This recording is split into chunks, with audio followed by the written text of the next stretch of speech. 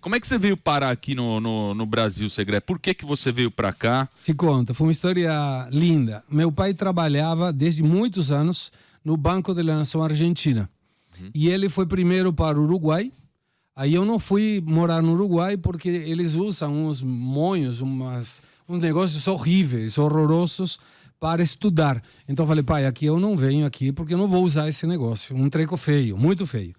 Aí eu continuei estudando na Argentina. Aí ele foi então transferido para o Brasil, para São Paulo, na filial que tem aqui na Avenida Paulista, do Banco da Nação Argentina. E aí eu vim conhecer o Brasil. Primeiro fui para Salvador com a minha mãe e meu irmão, depois fomos para o Rio de Janeiro, maravilhoso. Aí vimos para São Paulo. E quando a gente veio em São Paulo, eu tinha 17 anos. Estou te falando 41 anos atrás. E meu pai nos levou em Moema num barzinho de samba. Aí eu estava parado do lado da mesa, veio uma moça e me fala, você quer dançar comigo? Aí eu falei para meu pai, isso é assim sempre? Aí ele falou, eu quero morar aqui. Imagina, 17 anos, sabe o que no auge da puberdade, trabalhar para alguém sair para dançar comigo na Argentina, que era bem melhor. Então, essa foi a ideia. Mas eu estava estudando na Universidade de Buenos Aires, estava namorando com a Argentina, então eu vim somente para visitá-lo em férias. Mas eu gostei muito daqui. Aí eu casei com a Argentina, vim morar aqui em 87, ela não se acostumou, voltamos para a Argentina e aí eu falei, olha, eu quero voltar para o Brasil. Então separamos, aí depois eu conheci a minha esposa que é brasileira, mas era criada na Argentina. Entendi. Então era uma mistura. E hoje tenho 2 filhos brasileiros também. Você tem 2 filhos? 2 filhos, Gonçalo de 25 anos e Sabrina de 23. Ah, a Sabrina às vezes te acompanha. Ela vem uma vez, sim. É verdade. E aí, mas aí você se formou em economia lá. Em Buenos Aires. Seu pai também era economista, então. Ele também estudava economia, isso foi mesmo. Por conta, foi essa influência que você teve? Ou... Foi uma paulada. Quando eu me formei muito novo, eu terminei o ensino médio com 16 anos. E aí meu pai me perguntou, você quer fazer o que da vida? Aí eu falei, eu quero ser ator. E ele falou, como? Fala de novo, que não ouvi. Eu gostaria de ser ator. Aí falou, não, ator não, porque você não vai conseguir pagar as contas. Falei, pai, eu vou ser um bom ator. Não dá. Então, vai estudar economia, eu te coloco no Banco da Nação Argentina, vai para o exterior, ganha em dólares e vai ficar bem. Eu falei, tá, mas eu gostaria de ser ator. A minha mãe, muito esperta, falou, faz assim. Rende o vestibular, faz o vestibular para entrar na Universidade de Buenos Aires e entra no Conservatório Nacional de Arte Dramático também. E eu entrei no vestibular, aprovei o vestibular na Universidade de Buenos Aires e comecei as 2 carreiras. Só que eu gostei muito de economia e deixei a atuação. Que bom.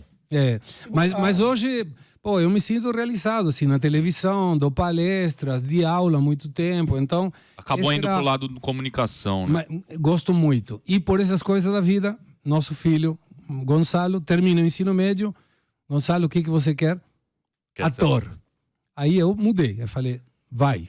Isso te faz feliz? Vai, que legal. Vai. Ele vai ver a merda que é. Então, mas ele hoje é ator. É verdade.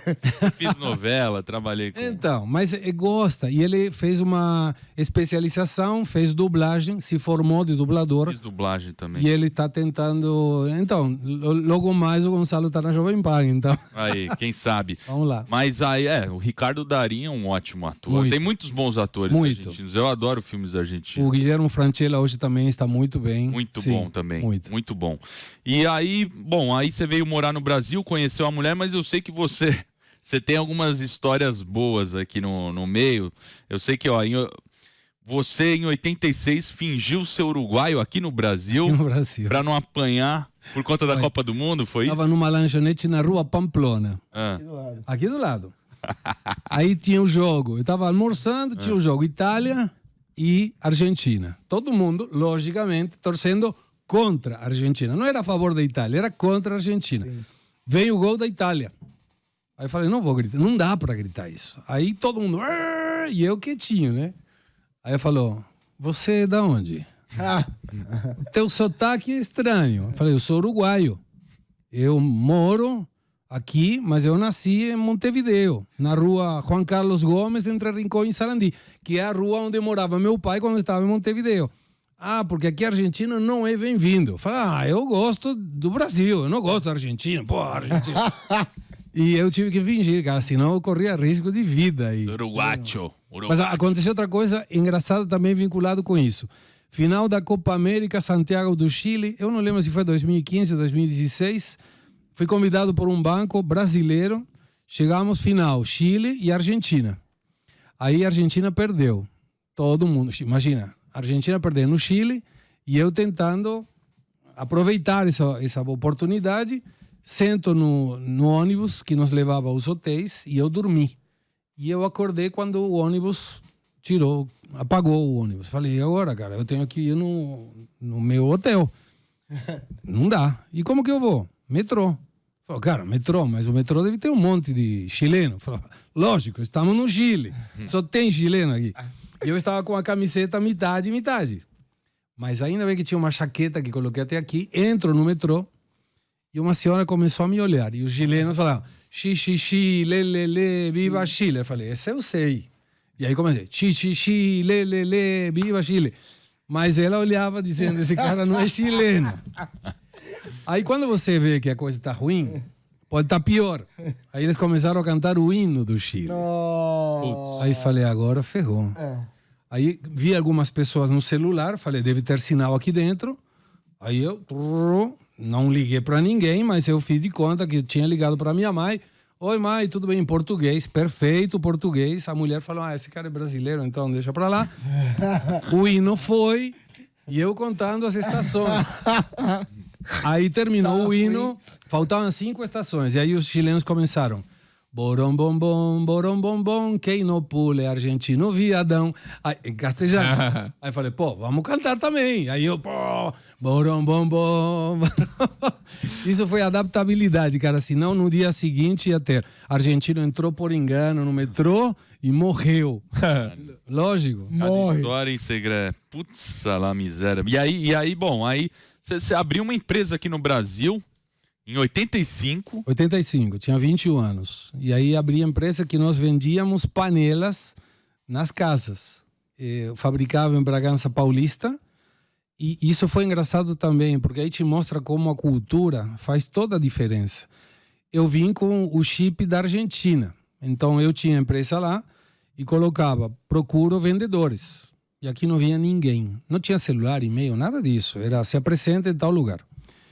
E não tinha vendedores. Aí eu falo com um brasileiro e ele me diz, aqui você tem que mudar. Não é Folha de São Paulo, Estado de São Paulo. Para o perfil que você quer, você tem que mudar e tem que colocar. O chefe pirou. E paga tal coisa se você tiver essas características. Eu falei, mas isso aí não é sério. Eu falei, mas você tentou na tua linha, não foi? Procura a minha. Aí eu fui e fiz o anúncio no Diário Popular da época em primeira mão.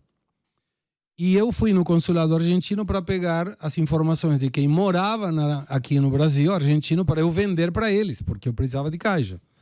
E aí me liga a recepcionista no consulado argentino, dizendo, Gustavo, vem, que a filha dá volta na esquina. Estava na José Maria Lisboa em 9 de julho. Dava volta à esquina. E aí eu vi como a cultura é fundamental para você se dar bem. Interessante, né? Mas foi bem, essa empresa foi legal, aí começou a tracionar bem, começamos a vender bem, até que a minha esposa argentina não acostumou e eu voltei para a Argentina por um pequeno tempo. E esse choque de culturas para você foi uma dificuldade? Foi engraçado. Não era cultura, a questão do idioma era engraçado. Porque eu, por exemplo, tem 2 coisas que eu não consigo falar em português, não consigo entender a diferença e passei muito mico, sobretudo quando dava aula. Você já Mas falou isso. uma era a ação de executar. Como você fala? Execução. Execução. Então, mas para mim é execução. Não consegue, não vai. É a mesma coisa. Se você falar qual é a diferença desse cuzão e esse cuzão? Eu não sei. Não sei. Cuzão, você não consegue ser cedilha pronunciar. Sei lá, não sei a diferença. Avô, para mim é a mesma coisa também. Eu aprendi aqui a diferença entre varig e barig. Para mim era a mesma coisa. Na Argentina não tem a diferença de perfeito. B e V. Aqui eu aprendi. Mas esse cuzão. Esse Não cuzão. dá. Então eu dava aula. Toda hora você se confunde quando alguém Eu dava fala. aula e falava a ação de executar. Porque se eu falava execução, todos os alunos começavam a dar risada. Muito bom. Aí a outra era a ração de ter ração e a ração do animal. Para mim, soa igual. Entendi. Mas Ração e ração? Razão e ração. pior de todas dando aula, primeiro dia de aula, na Unip Paraíso. Aí eu quis perguntar para uma turma se eles tinham algum colega que tivesse tido aula comigo e tivesse alguma referência da minha forma de dar aula. E eu, em português perfeito, falei: vocês conhecem algum colega que tenha me tido como professor? É metido como professor. Só que falei rápido. Você tem metido com o professor? Aí cara falou: vocês conhecem algum colega que tenha metido como professor? Aí todo mundo começou a risar e eu não entendia por quê. Aí um cara levanta a mão e falou: não conheço, mas deve ter. Aí eu falei: o que eu falei? Aí no outro dia, indo para Brasília de avião, sentado no meio da poltrona, aí comecei a... O que eu falei? Aí eu comecei a ver e falei: meu, que mancada. Voltei na semana seguinte e falei: gente, primeiro, muito obrigado, vocês não me denunciarem como coordenador, senão eu estaria demitido. Aí eu falei: mas eu quis perguntar, e aí expliquei, aí o cara levanta a mão de novo. Eu falei: pois não. Não, a gente estava fazendo uma lista aqui. Professora Shirley de inglês. Foi muito legal. Essas questões do idioma são muito legais. São aí os falsos amigos, né? Espanhol Falsos e amigos. português tem diversos. Né? Argentino vindo aqui, você convida ele para comer na tua casa e fala: ei, gostou da comida? Esquisito, vai te falar. Para aqui, esquisito é ruim. É, lá é bom. Lá é maravilhoso. Tem um bolo que chama esquisito. Sim. E tão bom. Esquisito é bom, né? Muito. Esquisito é bom. Muito gostoso, uma comida boa. Mas idioma é uma Nossa, coisa adoro. muito legal, né? Cacetinho em Portugal é pão francês, né? Então, Me vê mas 10 Que é cacetinhos. uma esquisita. o vaso. É. O vaso é o copo. Na Argentina, o vaso é o copo. É, exato. E lá pega o também vaso. tem o correr um busquem na Espanha, no espanhol É da correr. Espanha. É correr. Correr é a ação de ter sexo. É, que é transar no espanhol é? castelhano daqui. Mas É, cabelo é cabelo cheio é de- pelo, né? Pelo. Pelo. Ah, então você fica meio confuso. Tem um que o pessoal, eu lembro que o pessoal fica falando que é diferente, da Argentina pra Espanha, que é o prato, aquele de frutos do mar. Paeja? Paella, Paella, sim. e dizem que você pode pronunciar paeja também. Paella. Paeja. Na Argentina, a LL não se usa. É lluvia, não é lluvia. Entendi. Calle, não é calle. Então é paeja. Paella. Paeja. É. pô. E na Espanha é paella. Paella. A ilha. Ah, Ô, professor, e você ainda tá dando aula? Não. Eu deixei de dar aula o dia que eu falei para mim mesmo: tenho que ir dar aula.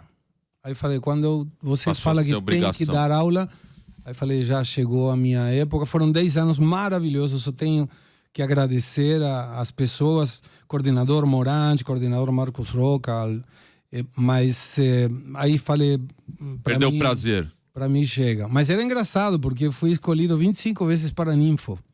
E eu cantava na entrega de diplomas. Era muito legal. Mas você dava aula do quê? Relações internacionais, dava aula de administração, várias matérias, negociação internacional, sobre geopolítica, eram muitas matérias. E eu tive muita gente muito legal trabalhando comigo. E além disso, você é um piloto de avião. Eu me formei de piloto de avião. Sério? Sim, senhor. Sério. Fala. Sério. Prevê, né? Na ANAC, Brevet. brevet. De piloto privado. Fiz o curso de piloto privado. E aí eu fazia sacanagem também, porque os alunos estudavam muito a minha matéria. Mas por quê? Eu entregava alfajor para aquele que participava mais, tirávamos foto e saía na rede social. Então, tirar o alfajor era um mérito para os alunos. Legal. E aí, no final do semestre, as duas médias mais altas eu levava a voar comigo. Ah, mas você era um cara legal. Então, pelo jeito. aí, claro, imagina, se tivesse que estudar a tua matéria ou a minha, o aluno estudava a minha. Porque Óbvio. ganhava alfajor e, além do mais, ia voar de avião. Mas foi muito legal. É uma experiência muito boa. Eu aprendi muita coisa no curso de piloto. Tem que estudar pra caramba também, né? Tem que estudar. Você precisa render primeiro o exame na escola. Depois vai na ANAC, que são dois exames. E aí depois tem que fazer o prático. Ou seja, você tem que começar a voar. Tem que ter pelo menos 40 horas, 36 a 40 horas, até que você faz o solo, que é voar sozinho. E aí depois está apto para voar e todo ano tem que... Tem que ter uma hora mínima de voos, né? É. Você ainda é piloto ou você não tem mais... Não, eu não estou voando agora. Eu continuo sendo piloto, mas eu não continuo voando agora. Depois da pandemia eu parei. Tá devendo horas. Poderia fazer. Tem que fazer de novo o recheck. Reciclagem, né? Mas são coisas que eu fiz numa hora, gostava. Sabe quando eu pensei em parar de voar? Com o acidente do Ricardo Boechat. Que outras pessoas que têm a camiseta metade argentino, metade brasileiro, pouca gente sabe que ele é argentino. Nascido na Argentina. Eu não sabia. Sim. E eu saía muito com ele na Band. E aí, depois do acidente dele, falei, vou parar de voar. E parei.